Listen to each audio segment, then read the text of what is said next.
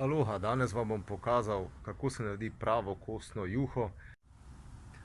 Nabavite cel kup kosti, pa če vam je tudi še kak kos mesa, in potem to zalijete z vodo, malo dodate soli, žličko kisa ali pa dve in nekaj jušne zelenjave. In pomembno je, da se to kuha na zelo majhnem plamenu, torej da ne brbota, ampak da se samo malo kadi ven iz juhe, ko se kuha.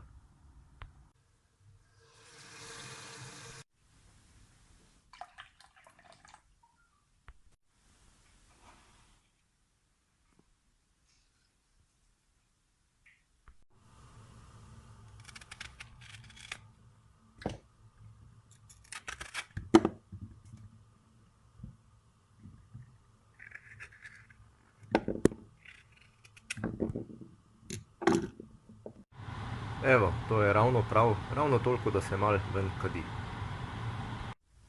Juha se kuha in je pod nadzorom žene, midva s Pojo greva ta čas na sprehod. Zdaj, tako kot sem že dejal, pomembno je, da se juha kuha res dolgo časa na zelo majhnem plamenu.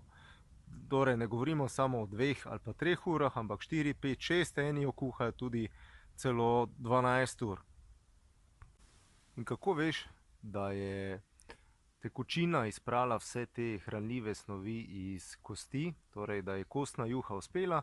Čisto enostavno, če daš čez noč v hladilnik in če pogledaš drugo jutro, se mora pač tekočina spremeniti v tako želatino. In ko to želatino spet segreješ, se spet utekočini. Takrat veš, da je ta juha res dobro ratala. Carska stvar pa je, da lahko kostne juhe delate iz vseh drugih možnih kosti, torej lahko je od divjačine, lahko je od rib, lahko je od piščancev, ni da ni, tako da carska zadeva. Še to, v današnji civilizaciji se od živali ponavadi uporabi samo meso, torej mišično tkivo, meni se pa zdi prav, da zaužijemo čim več različnih živalskih delov, če že ubijamo žival, zato da jo pojemo.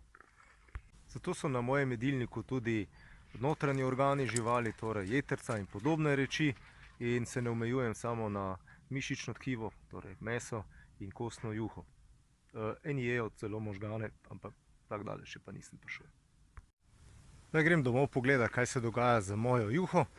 No, in če želite izvedeti, kaj lahko naredite z maščobo, ki se nabere zgoraj, in a je juha ratala, se lahko pridružite naši Facebook skupini o telesu, kjer pač določene stvari razložim še malce bolj. Se vidimo jutri, sem Robert Lisec, profesor športne vzgoje, trener borilnih veščin. Čau!